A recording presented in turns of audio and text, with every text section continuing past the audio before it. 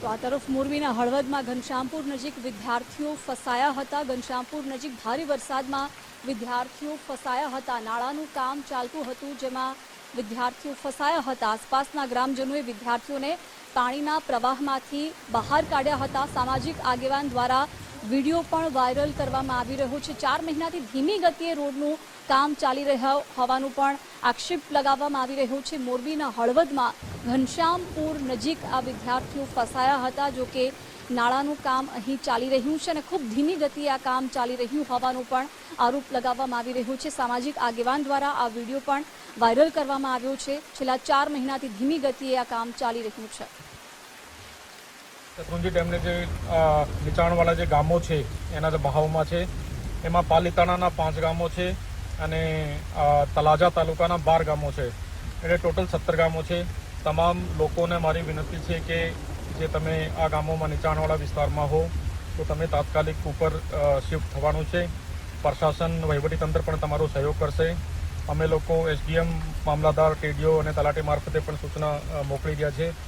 આ જે 17 ગામો છે, વિશેષ રૂપે તળાજાના 12 અને પાલીતાણાના 5, એમાં તમે જો ઊંચાણવાળા વિસ્તાર છે ગામના, ત્યાં શિફ્ટ થઈ જશો।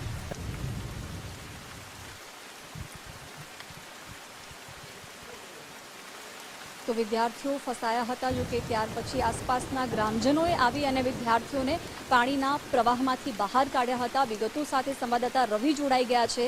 રવિ, પાણીના પ્રવાહમાં વિદ્યાર્થીઓ ફસાયા હતા, જો કે ગ્રામજનોએ આવી અને તેમને બહાર કાઢ્યા હતા, શું વિગતો છે?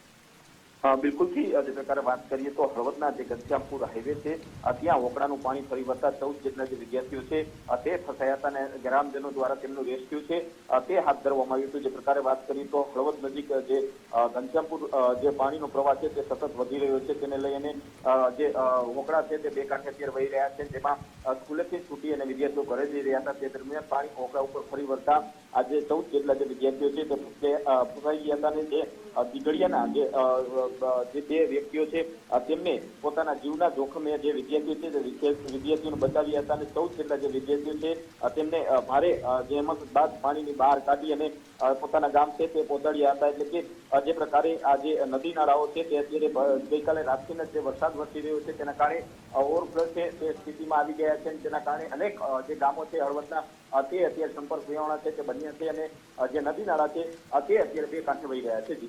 બિલકુલ રવિ, આભાર જાણકારી માટે।